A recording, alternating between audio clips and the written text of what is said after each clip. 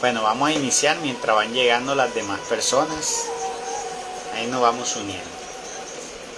En el nombre del Padre, del Hijo y del Espíritu Santo. Amén. Báñanos, Señor, con tu Espíritu y regocija dentro de nosotros tu hermosa y bella luz. Danos tu sabiduría, tu inteligencia, tu discernimiento. Danos el comprender lo que es bueno y lo que es malo, para hacer solo lo bueno, ya que lo bueno es grato a ti y es para el bien nuestro. Ven, Santo Espíritu de Dios. Ven, glorioso Espíritu Santo. Ven, Espíritu Santificador, y llénanos de tu presencia. Inúndanos de tu amor. Inspíranos, Espíritu de Dios. Lávanos interiormente de todas nuestras manchas. Ponnos en gracia con Dios, Espíritu Santo, pues nos arrepentimos y reconocemos que hemos ofendido a nuestro Dios. Pero también queremos, Espíritu Santo, querer entrar en la presencia de Dios, reconciliarnos con Dios, aprender ahora de tu palabra. Queremos alimentarnos de tu palabra. Queremos poder recibir toda la fuente de vida que emana de tu palabra, tu sabiduría, tus enseñanzas. Por eso instrúyenos, Espíritu de Dios. Permítenos hoy comprender y entender de tu palabra. Pon en nuestros labios, Espíritu, palabras de verdad. Sé tú enseñándonos y guiándonos en este estudio de la palabra.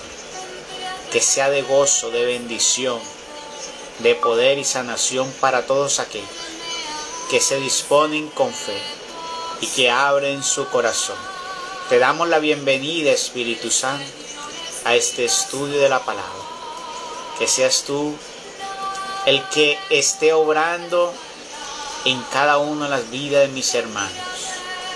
Y que por medio de esta proclamación de la palabra seamos lavados y seamos bendecidos para la gloria de nuestro Señor Jesucristo, que en lo alto es grande y poderoso, vive y reina por los siglos de los siglos.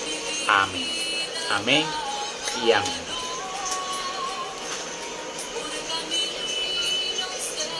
Me encantó todo el Éxodo. Sí, el Éxodo es un libro que enseña muchas cosas. Hay gente que no le gusta leer el Antiguo Testamento porque dicen, como dicen, Antiguo Testamento, creen que hay muchas cosas por allá que están perdidas y se centran, no. Pero hay muchas cosas en el Antiguo que todavía permanecen y que nos enseñan muchas cosas de Dios. Porque sobre todo nosotros tenemos que conocer los orígenes, de dónde venimos, de dónde viene esto que nosotros hoy hemos aceptado. Nuestra tradición, nuestro conocimiento, lo que creemos de nuestro Señor Jesucristo, del pueblo de Israel, nuestra fe. Esos son nuestros antepasados, No son los de allá de ese país de Israel, no, también son nuestros antepasados. Por lo tanto tenemos que mirarlo así, como si fueran nuestros abuelos.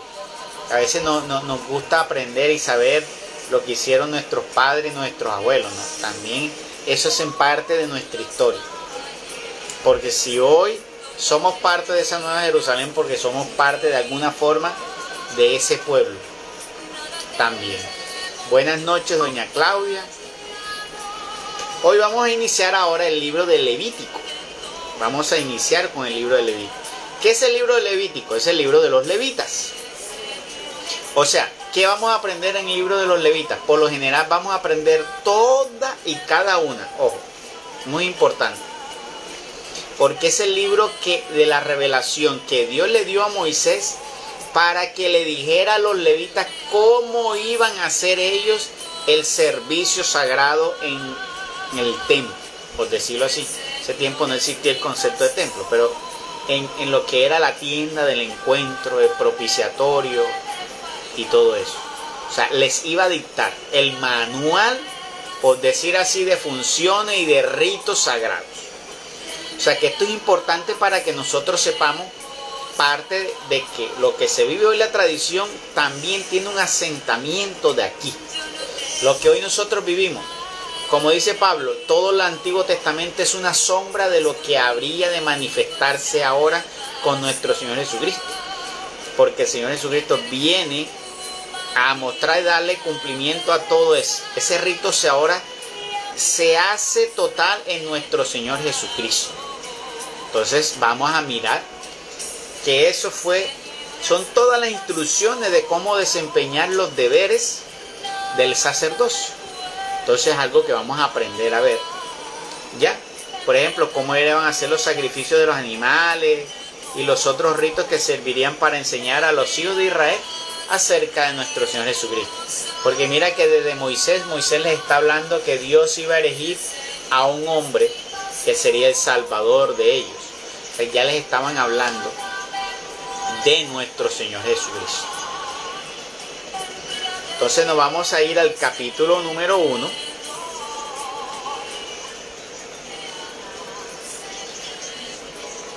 Del libro de Levítico.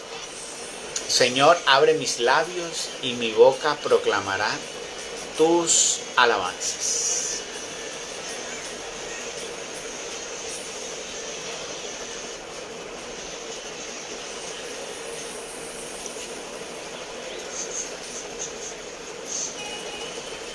Bueno, dice, capítulo número 1.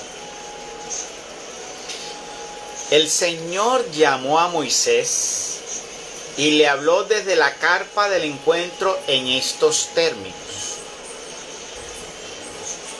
Esa parte donde Dios pidió, que fue lo que terminamos de leer en el Éxodo, donde sería que se oficiaría todo lo sagrado de Dios, estaba dividida en varias partes.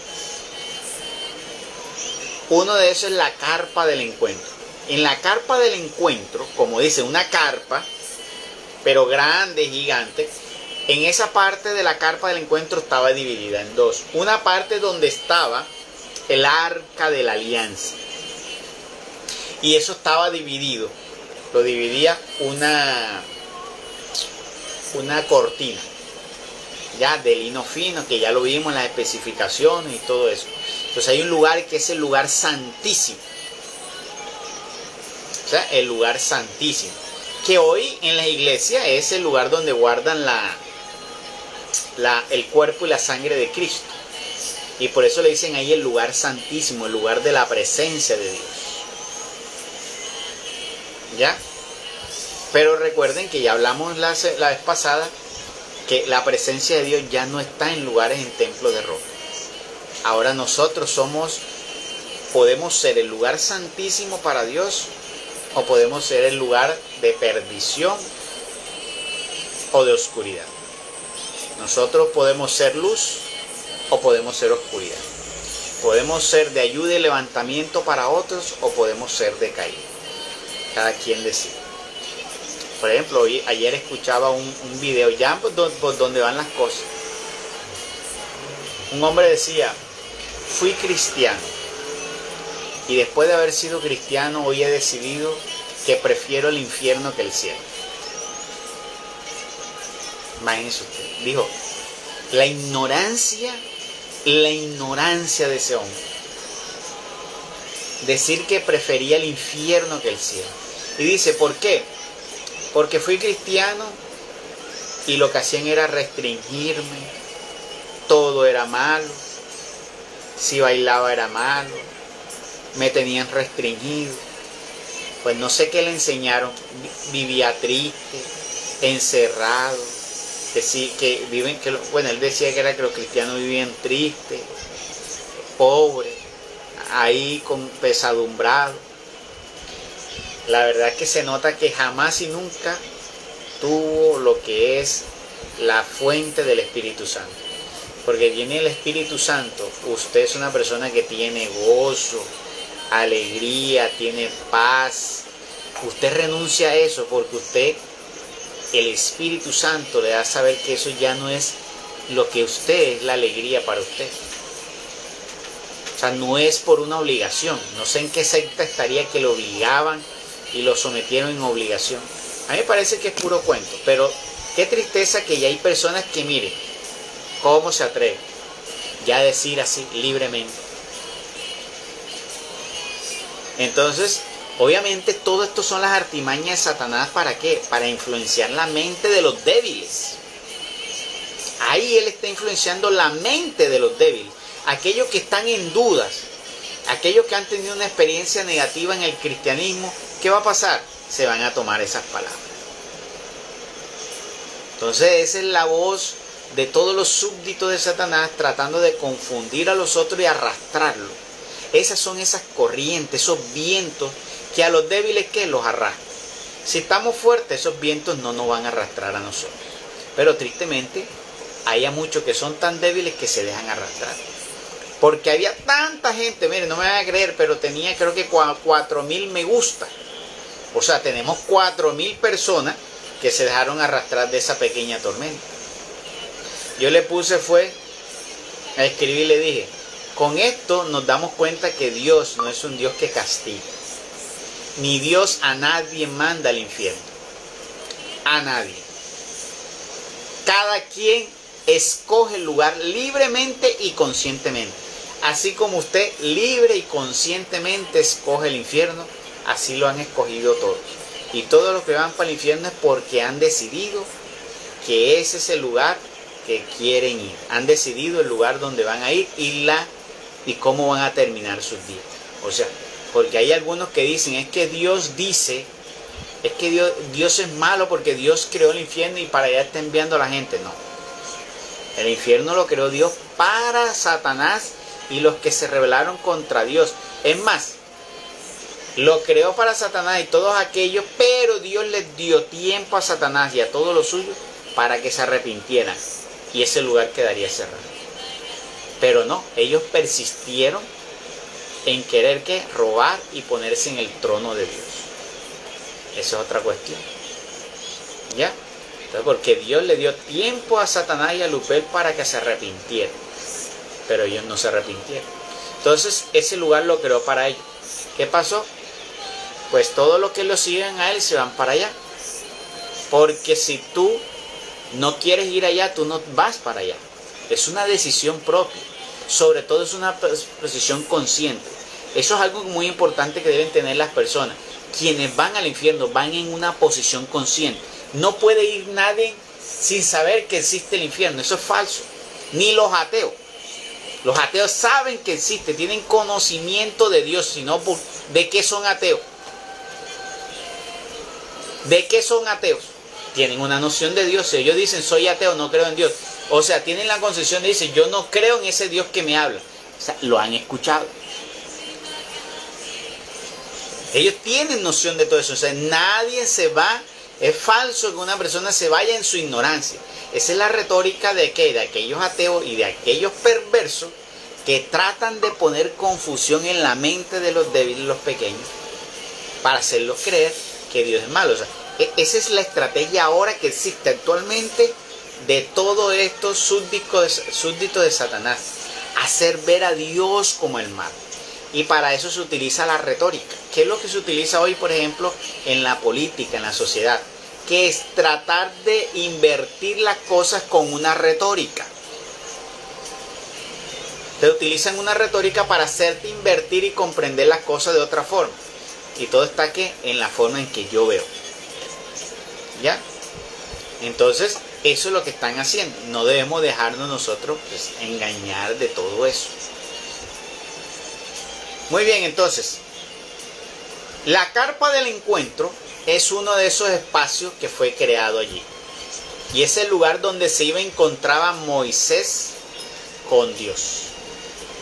Sí, era el lugar que dice la palabra que cuando se encontraba Dios, cuando Moisés entraba allí, una nube de Dios llegaba y la cubría. Ya, cubría. O sea, había una presencia de Dios que recaía sobre ese lugar y cogía y podía Moisés hablar y consultar a Dios. Ya podía consultar a Dios.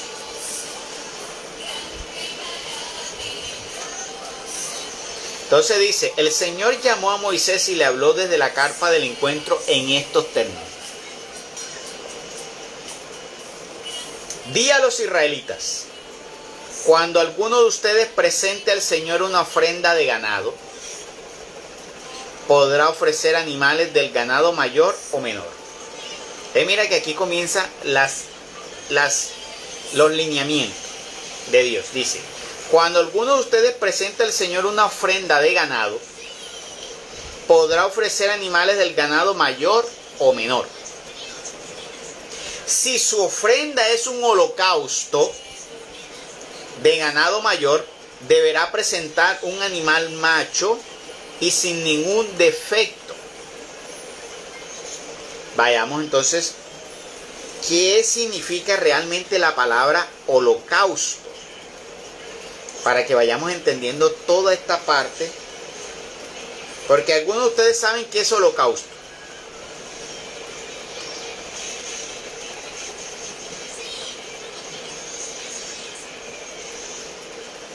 Holocausto no es nada más y nada menos que el sacrificio de todos los animales. Sacrificar un animal, ahí eso es holocausto.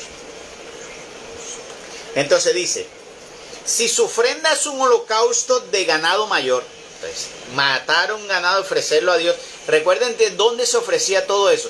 Se ofrecía en lo que le mostré ayer, que era el lugar donde se mandó hacia un lugar donde ahí se tiraba el animal y se le ponía fuego, y ahí ese que se quemaba, se iba quemando, se iba cocinando, y ese aroma llegaba a Dios, ¿sí? Ese humo era lo que se ofrecía a Dios, obviamente con la oración. Entonces dice, si su ofrenda es un holocausto de ganado mayor, deberá presentar un animal macho y sin defecto. Ya, un animal macho y sin defecto. Mira que aquí estaba mostrando parte de lo que es un holocausto que debería ser al Señor, debe ser una ofrenda de holocausto, o sea, un sacrificio de eso, debe tener algo que no debe tener tacha ni enmendadura. Hoy nosotros no tenemos que ofrecer eso. Pero eso, si nosotros lo lleváramos al día de hoy, ¿cómo lo tendríamos que interpretar? Hoy nosotros, nuestra ofrenda, tenemos que dar una ofrenda. Pero sobre todo la ofrenda que Dios espera, que es un corazón que ofrece amor. Entonces, todos nuestros actos de amor, todas nuestras obras de obediencia, todas nuestras obras de arrepentimiento, de conversión, todas esas son esas ofrendas. Es ofrenda del corazón. Entonces, antes, si tú ofrecías algo que tuviera, como dice, mendadura, tachadura, que tuviera un defecto, no era bien aceptada, y eso era delicado. Hoy en día tienes que tener en cuenta que es ofrecerlo hoy en día incorrectamente. Cuando tú tratas de ofrecer el amor con condicionamiento. Cuando tú ofreces un perdón con condicionamiento. Cuando tú tratas de hacer el bien para uno, pero no para otro. Entonces tú le ofreces a Dios hacer el bien, pero haces el bien para uno, pero para otros no.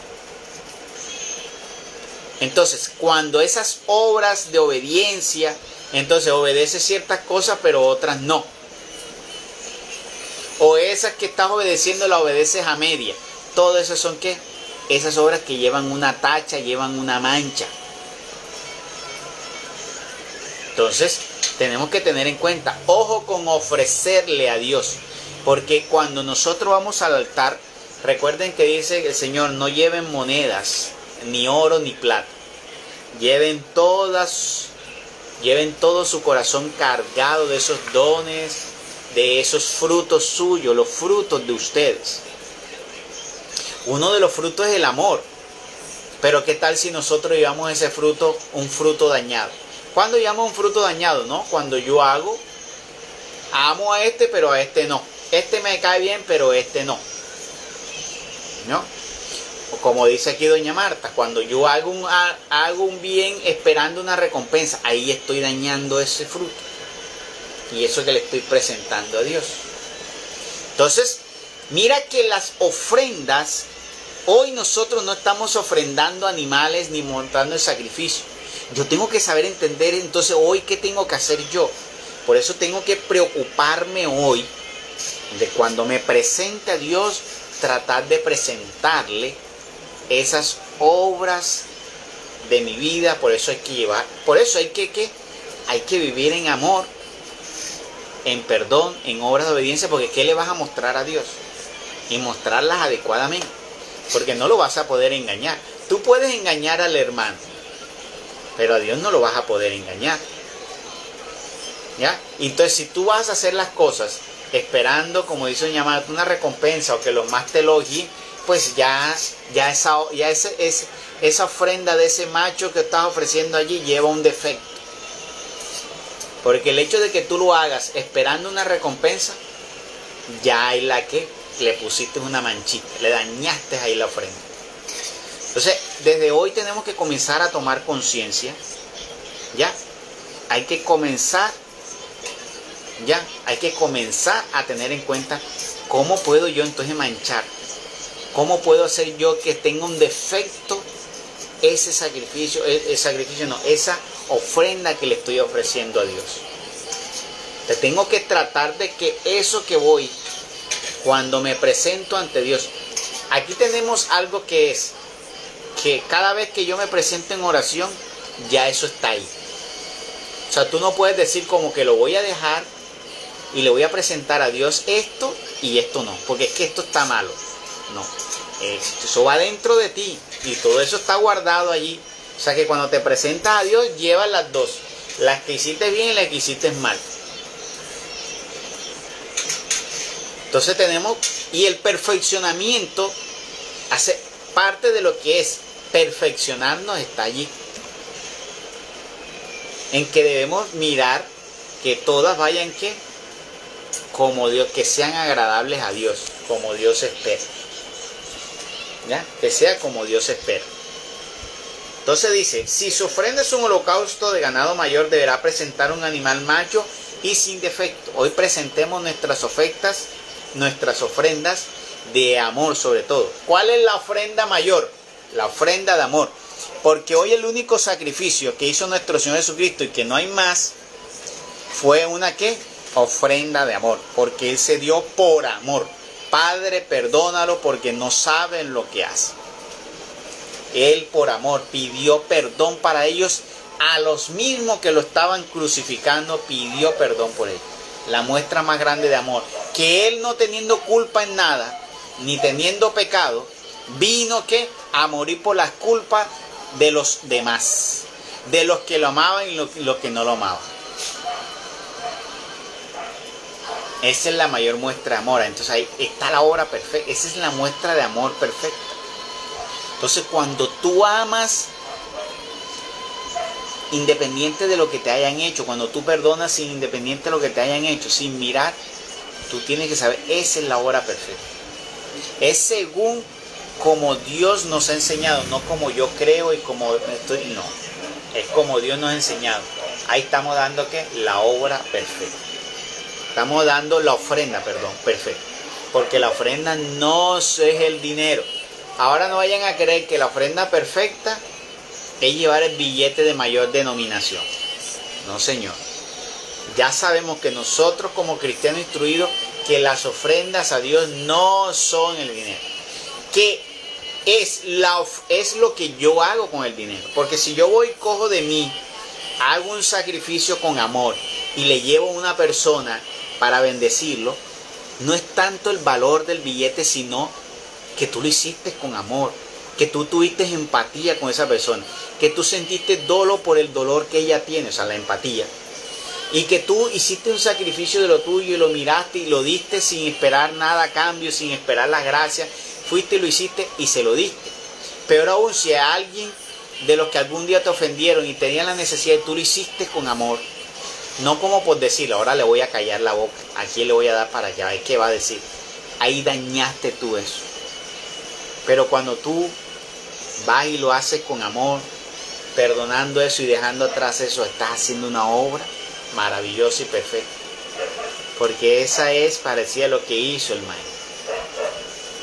Entonces tenemos que saber que esas son las obras que deben llevar que todos los días que nuestra vida debe ser una recopilación de tantas obras buenas, pero sobre todo a tanta obra de amor. Porque Pablo lo dijo, usted puede hablar en lenguas, usted puede tener grandes visiones, usted puede tener experiencia con ángeles, usted se le puede aparecer la Virgen María, usted puede haber transportado el tercer cielo, usted puede entender la palabra de Dios y predicarla hermosamente, pero si usted no tiene amor, será como ese que llega a la fiesta vestidito, pero resulta que el vestido está manchado y el Señor dice, ¿y ese vestido manchado qué?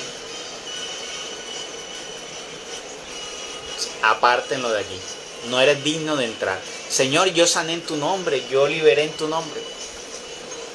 Señor, yo predicaba y la gente me escuchaba, prediqué de ti mucha gente. Te conozco. Señor, pero si mucha gente se sanó llorando, liberé. No te conozco. Entonces no es cuestión de si prediqué, si hablé en lengua, si se sanaron en mi oración, si liberé en mi oración. No, es si yo obré mi vida con amor. Y si mis obras fueron hechas con amor. Porque también la palabra de Dios dice que todas nuestras obras pasarán por el fuego.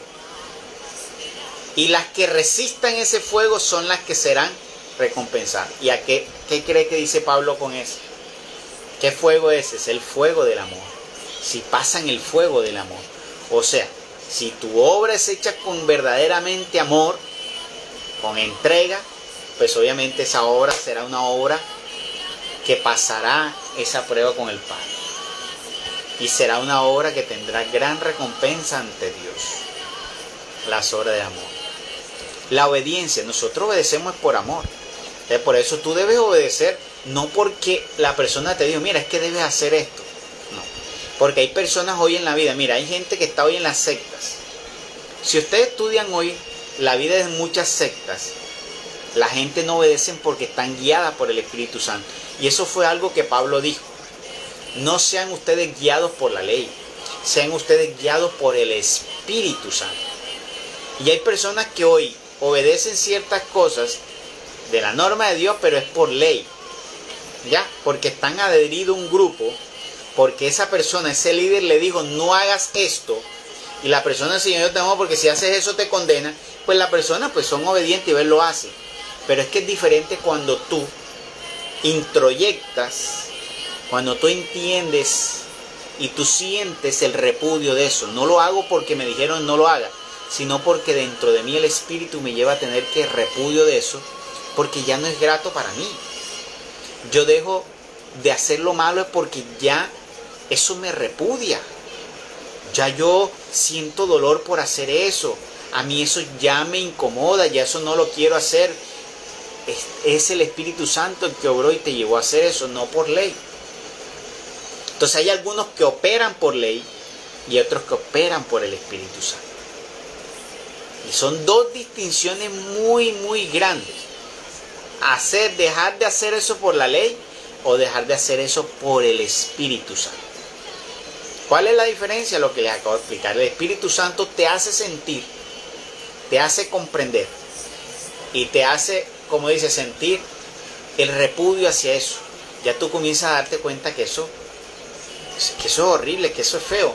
Más cuando tú tienes una vida de conversión, tú dices, pero ¿qué? ¿Yo cómo pude haber hecho eso? Uy, no, me avergüenza. Tú comienzas a sentir vergüenza y te pones a pensar, uy, yo antes hacía esto, qué vergüenza. ¿Yo cómo pude haber llegado a hacer todo eso? Es el Espíritu Santo que te pone la vergüenza del pecado. Es el Espíritu Santo que te está redarguyendo cuando hacemos lo malo. Ahí está el Espíritu Santo actuando. No porque alguien te predicó un día y te dijo, eso que estás haciendo es malo, no lo hagas para que Dios. Entonces tú lo haces porque te dijeron. Y porque si tú quieres pertenecer a esta comunidad, usted tiene que ser así. Que son muchas sectas por ahí, creadas ahí. Sucedió eso. Hay algunas que hay hasta unos... ¿Dónde fue? un hombre por allá por Corea que creó una secta y obligaba a hacer las cosas y la gente lo hacía, era porque él los obligaba y los amenazaba con que Dios lo iba a castigar, y él decía que él era el enviado de Dios y tenían que hacer lo que él les dijera, y abusaba de mujeres. Al final terminó en la cárcel y todo eso. También hubo en Estados Unidos otra secta de un hombre que encerró a las mujeres, y él podía tener varias mujeres y no las dejaba tener a ellas contacto con ninguno, tuvo un poco de hijos. Son esas sectas. Entonces esa gente sigue por ley, no está siguiendo, guiado por el Espíritu Santo. Entonces, eso es muy importante que lo ustedes tengan en cuenta, que debemos ser guiados por el Santo Espíritu de Dios. Muy bien, entonces dice aquí, ese holocausto lo debe llevar a la entrada de la carpa del encuentro, a la entrada, para que sea aceptado por el Señor. E impondrá su mano sobre la cabeza de la víctima. Así le será aceptado y le servirá de expiación. O sea, la persona tenía que llevar la ofrenda, ponerla en la entrada, no entraba en la entrada, y él ponía la mano sobre la cabeza de la víctima, y cuando se ofrecía a la víctima, de esa forma era como decía, transfería, por decirlo así, no lo dice aquí, pero para ir entendiendo, es como si allí en ese momento se transfiriera esa culpa, pasar al animal, y al degollar el animal se anula. ¿Ya? Ahora nosotros anulamos es en el arrepentimiento. ¿Ya? Nosotros levantamos y decimos, Señor, reconozco que he ofendido y te pido perdón. Entonces ya no ponemos la mano sobre lo que sacrificamos. Nosotros ahora levantamos la mano reconociendo que tenemos un Cristo que nos perdona, y con fe le mostramos. Entonces, ya, ¿cuál es el animal que ofreces tú? Ya tú no ofreces animal. Tú pones tu mano como un acto de ¿qué? De fe, y tú ofreces el arrepentimiento. Ese viene siendo el animal macho que tú ofreces. Tu arrepentimiento sincero. Señor, perdóname. Verdaderamente reconozco que he pecado y que te he ofendido. Ahí está ese animal que tú estás ofreciendo. Estás ofreciendo un corazón contrito y humillado. Es tu arrepentimiento. Entonces dice, lo llevará a la entrada de la carpa del encuentro para que sea aceptado por el Señor. E impondrá su mano sobre la cabeza de la víctima. Así ésta le será aceptada y le servirá de expiación. Ustedes sí se dan cuenta cómo expiaban los pecados antes. Esta era la forma cómo expiaban los pecados. Comenzaron a expiar los pecados en ese tiempo. ¿Ya? Ponían la mano sobre el animal que iba a expiar, ponía allí, hacía la oración, mataban y expiaban el pecado. Luego inmolará el novillo en la presencia del Señor, el sacerdote, y los hijos de Aarón, los sacerdotes, ofrecerán la sangre y la derramarán sobre todos los costados del altar que está en la entrada de la carpa del encuentro. Entonces los sacerdotes hacían su ritual, derramar la sangre sobre todo el costado alrededor de ¿qué? Los costados del altar que está a la entrada de la carpa del encuentro. Entonces hay un altar en la carpa del encuentro. Entonces ¿qué hay? Un altar en la carpa del encuentro, un altar.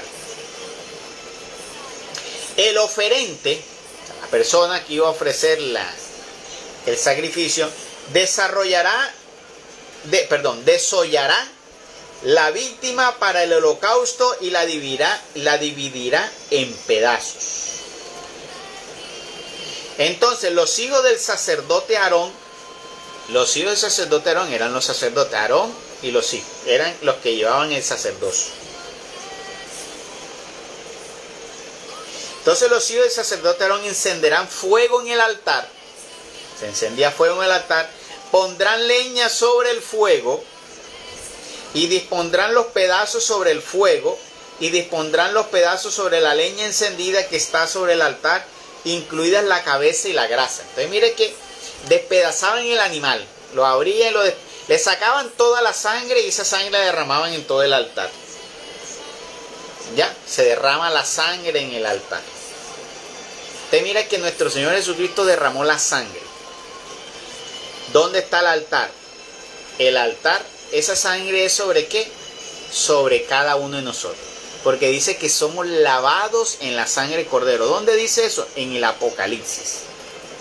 Dice, en el libro del Apocalipsis dice Juan, veo una multitud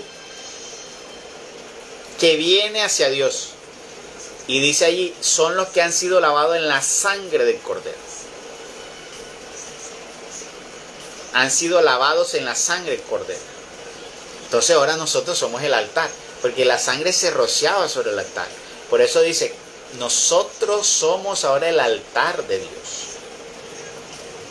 ¿Qué hacían antes en el altar de Dios? Lo perfumaban, le ofrecían ungüento de olor, lo perfumaban, lo tenían, como dice, sagrado, era un lugar sagrado. Nadie podía entrar allí. Por eso tú no puedes dejar entrar en ti al enemigo. Porque ¿cómo vas a dejar entrar a alguien que no puede va a profanar el templo? Por eso aparece la frase, tu cuerpo es templo del Espíritu Santo. Ahora sí van entendiendo todo como lo del pasado se ancla en lo nuevo. Cómo es sagrado, porque es sagrado. No te hagas una raya en tu cuerpo. ¿Quién le va a gustar hacer algo hermoso? Tú haces una tienda de encuentro hermosa, bien adornada, con lino fino, con bordado de oro, con lo mejor, para que tú vengas a rayarlo. Por eso el Señor dice, no rayes, no marques. Por eso acéptate así como eres. Mire que el lunes en la prédica Francisco, algo que me llegó, a veces solamente una frase es lo que es fundamental. Decía, nosotros estamos en la etapa donde nosotros tenemos que perfeccionar. Nuestro pensamiento diario es, ¿cómo me estoy perfeccionando yo? Y él decía que el principio para nuestro perfeccionamiento, ¿cuál es? Amarnos a nosotros mismos. Muchas veces no nos amamos, ¿por qué? Porque no nos aceptamos así como son. Calvitos, pequeños, morenos, blancos, cabello rojo, cabello ondulado, cabello liso. No nos aceptamos como somos. Y eso para mí fue tan profundo eso. Si nosotros no nos aceptamos así, flaquito, gordito, brazos delgados, brazos gruesos, no vamos a poder perfeccionar. Ese es el inicio. Aceptarte así, amarte así. Porque muchas veces hay una frase que dice, es muy cierta, si no nos amamos nosotros mismos, difícilmente podremos también amar a nuestros hermanos. Tenemos que también para poder amar a Dios, también tiene que partir de nosotros tener una sanidad interior. ¿Cómo voy a amar a Dios cuando yo estoy repudiando a Dios diciendo, no se lo digo, pero dentro de mí yo quiero ser de cabello ondulado, tengo un liso que a mí no me gusta ese liso y no me he podido ondular ese cabello? Pues tú tienes una queja contra Dios en silencio, pero tienes una queja ante Dios porque no te hizo. Porque soy gordito. Yo porque soy gordito y no estoy flaquito como el otro. Tengo una queja dentro de mí. Me estoy quejando delante de Dios. ¿Cómo voy a amar de que me estoy quejando? No va a haber perfeccionamiento.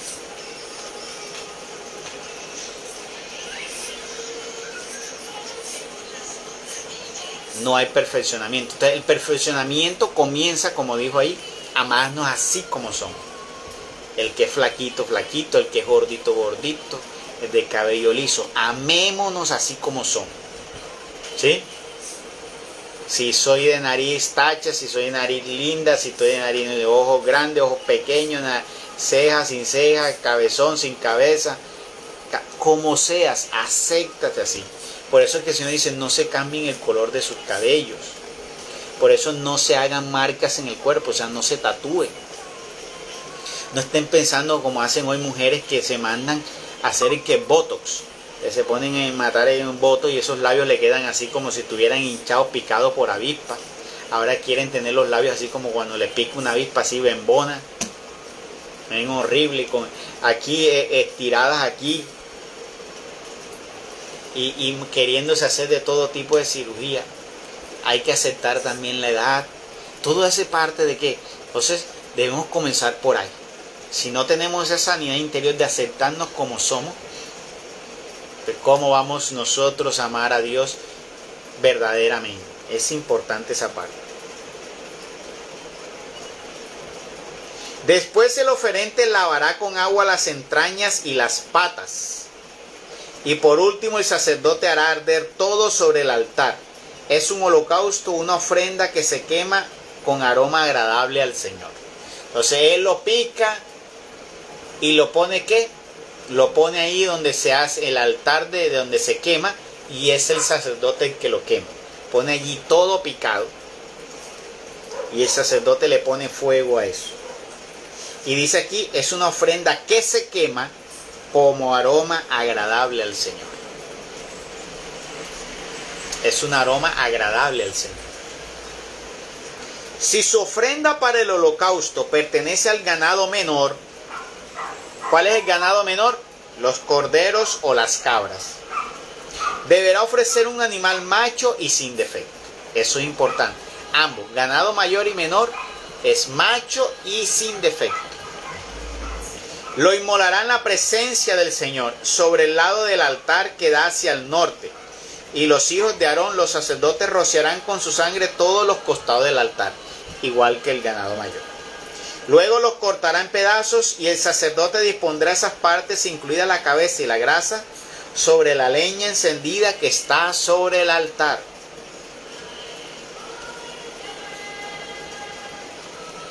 El oferente, la persona que está ofreciendo por expiación de los pecados, lavará con agua las entrañas y las patas. Y por último el sacerdote hará arder todo sobre el altar. Es un holocausto, una ofrenda que se quema con aroma agradable al Señor. Mira que les repite lo mismo, para que quede todo delineado y sin ningún tipo de duda. Si lo que se ofrece en holocausto del Señor es un pájaro, que fue lo que ofreció nuestra Santísima Virgen María, ¿qué se ofrecía entonces? Vean, ganado mayor, ganado menor y aves. Vean lo que se ofrecía: ganado mayor, ganado menor y aves. Si lo que se ofrece en holocausto del Señor es un pájaro, podrá ofrecer torcasas o pichones de paloma. El sacerdote depositará la ofrenda sobre el altar y le arrancará la cabeza. Luego hará arder la cabeza sobre el altar y escurrirá la sangre de la víctima por la pared del mismo, por la pared del altar. Después le sacará el buche con sus residuos y los arrojará al lugar donde se depositan las cenizas, en el lado este del altar. O sea, ese no se echa en el fuego, ese se echaba donde estaban las cenizas, pero que se había quemado. Dividirá el animal en dos mitades, dejando un ala de cada lado, pero sin separarlas. Finalmente el sacerdote lo hará arder sobre la leña encendida. Es un holocausto, una ofrenda que se quema con aroma agradable al Señor.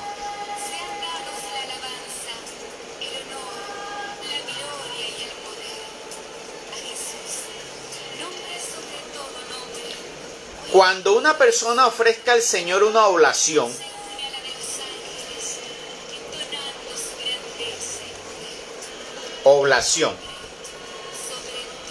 ¿qué es la palabra oblación? La oblación es como un sacrificio que se hace a Dios. Entonces, cuando una persona ofrezca al Señor una oblación, su ofrenda consistirá en harina de la mejor calidad. Deben ofrecerla con harina de la mejor calidad. Sobre ella derramará aceite y pondrá incienso. La llevará a los hijos de Aarón, los sacerdotes, y el sacerdote tomará un puñado de la harina con aceite y todo el incienso, y hará arder sobre el altar ese memorial, como una ofrenda que se quema con aroma agradable al Señor. El resto de la oblación será para Aarón y sus hijos, como una porción santísima de las ofrendas que se queman para el Señor. De ahí se desprende por la creencia de que parte de las ofrendas que se llevan al altar deben quedarse para el que sirve del altar. ¿Ya? Pero en ese tiempo estos hombres no se dedicaban a otro tipo de trabajo, sino solo a ello. Y es que hoy podría ser así, pero resulta que no, que ellos están tomando más de lo necesario. Es que el problema hoy con la cuestión de las ofrendas que se llevan no es que no la puedan recibir. Ellos debían tomar solo lo necesario. ¿Y qué? El resto debería ser para la ayuda de los necesitados. Pero no está siendo así. Y ese es el problema hoy por el cual nosotros ahora ya no debemos llevarle las ofrendas a ellos, porque ellos no se las están llevando a los necesitados. Entonces ahora debemos llevarlo nosotros, ¿quién? A las viudas, a los huérfanos, a los ancianos, a los discapacitados, para que les llegue verdaderamente a ellos. Y después, ¿qué hacían con la ceniza? Bueno, aquí no dice, vamos a ver qué dice, qué hacían con la ceniza. Francisco nos ha dicho que cogían la ceniza y se sobaban con la ceniza cuando iban a hacer, ese hacía parte también del ritual, echarse la ceniza. Vamos a mirar a ver, que de hecho eso lo hacían muchas veces cuando Dios los mandaba a purificar, o que se rasgaban las vestiduras. ¿Qué hacían? Se bañaban en ceniza. Si ustedes recordarán, cuando Dios mandó a Jonás a Nínive, ¿qué hicieron ellos? Se vistieron de sayal y se echaban la ceniza sobre la cabeza, como una señal de ¿qué? De arrepentimiento.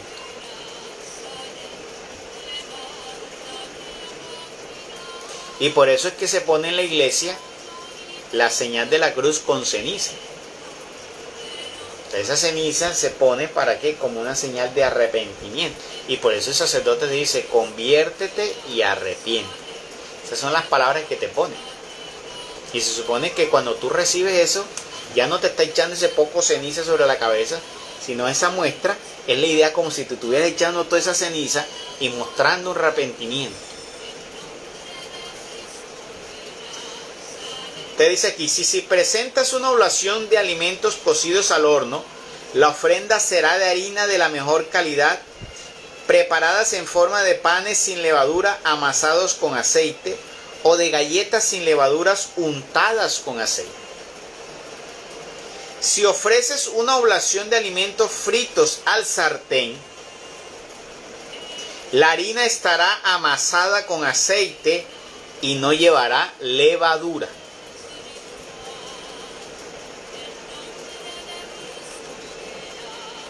Deberás cortarla en pedazos y derramar aceite sobre ella. Es una oblación. Si ofreces una oblación de alimentos cocidos a la cacerola, la ofrenda deberá estar hecha con harina de la mejor calidad y con aceite. Cuando presentes al Señor una oblación preparada en cualquier de estas formas, la llevarás al sacerdote y él la acercará al altar. Luego apartará de ella el memorial y lo hará arder sobre el altar. Es una ofrenda que se quema con aroma agradable al Señor. Entonces mira que se ofrecía, aparte del holocausto, una oblación. El holocausto tenía que ver con el sacrificio del animal y la oblación con la presentación de una ofrenda de alimento hecha con harina y aceite, con unas especificaciones. que quedarían parte para qué, para ponerse en el altar, que se quemara, y parte para que quedara para el sacerdocio, para que ellos comieran de esa parte.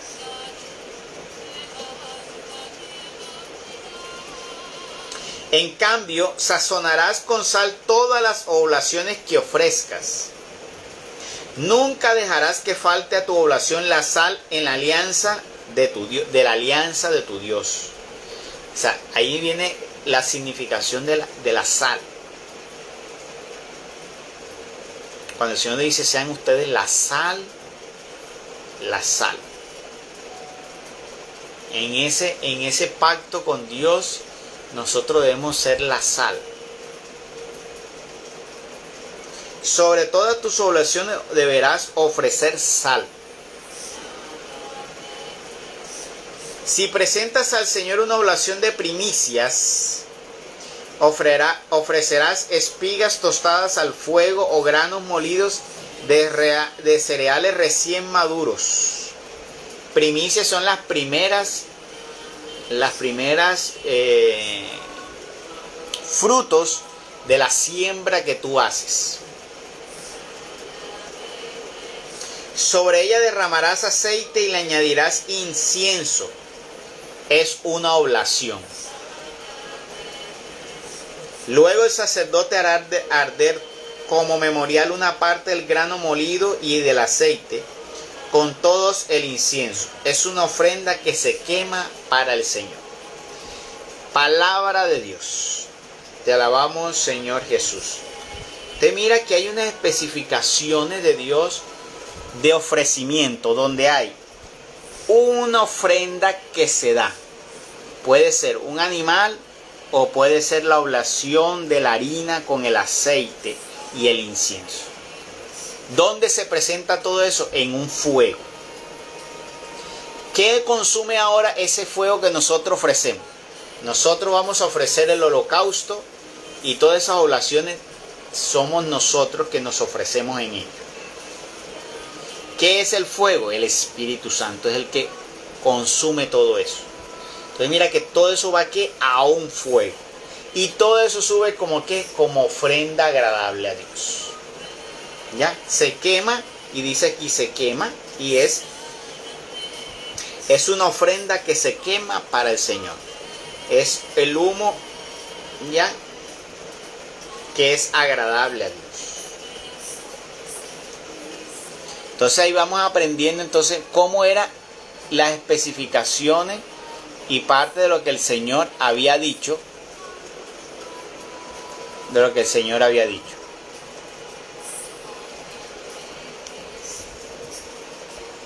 Bueno, no sé, de estos dos primeros capítulos que leímos, ¿tienen alguna inquietud?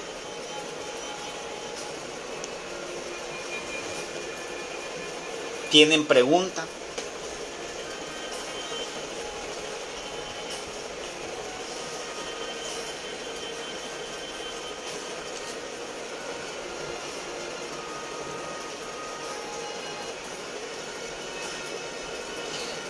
Doña Claudia dice que una amiga le dijo que si fornicar era pecado, que no le importaba condenarse. Eso se llama idolatría. Cuando tú decides escoger algo por encima de Dios. Imagínese usted, idolatría de la fornicación. Es que así es, vea, todos los que se van para allá, para el infierno, han ido conscientemente. Ninguno puede decir Dios ha sido malo porque me ha enviado allá. Nadie. Todos han ido conscientemente allá. Hasta los mismos que hoy han convertido el evangelio en ¿qué? En un negocio. Porque ellos tienen la palabra y la misma palabra dice: apartaos de mí, acechadores de maldad. Que tomaron ¿qué? Y lo que hicieron fue volverse unos asalariados. Si leyeron hoy en las lecturas del día de hoy, que si yo hoy oré en la mañana, que oraba con esa lectura, oré tanto por los sacerdotes. Porque esa lectura es totalmente lo que está para el sacerdocio hoy. Puede tocar a los pastores, pero esa lectura está mucho más para los sacerdotes. Es en Ezequiel 31. Vea que se vuelve el mismo ciclo.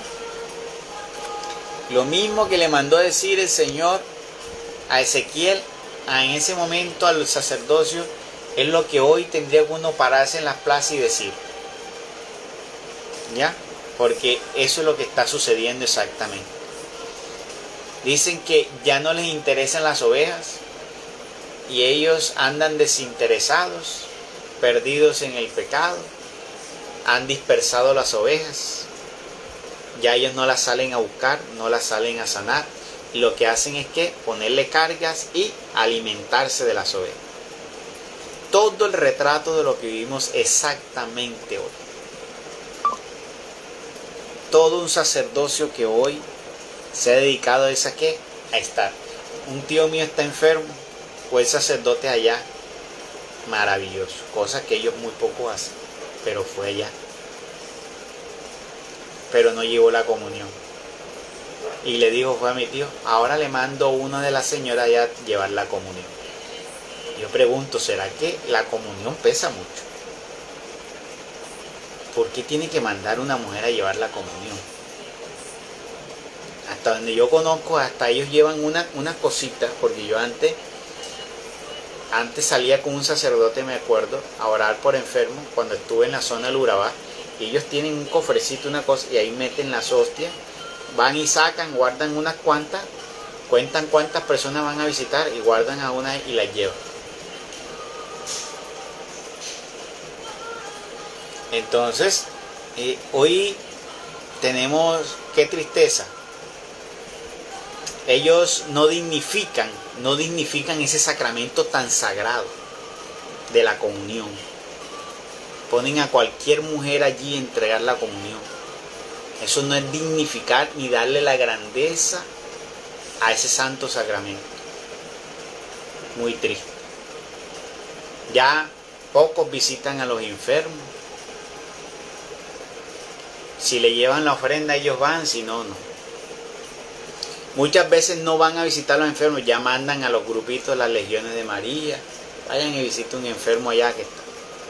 Ir a las zonas rurales o ir a los corregimientos una vez al año. Y ya uno se da cuenta entonces por qué el pueblo se ha dispersado y por qué el pueblo disperso han caído tan fácilmente entre las 20.000 denominaciones. ¿Cómo no van a caer?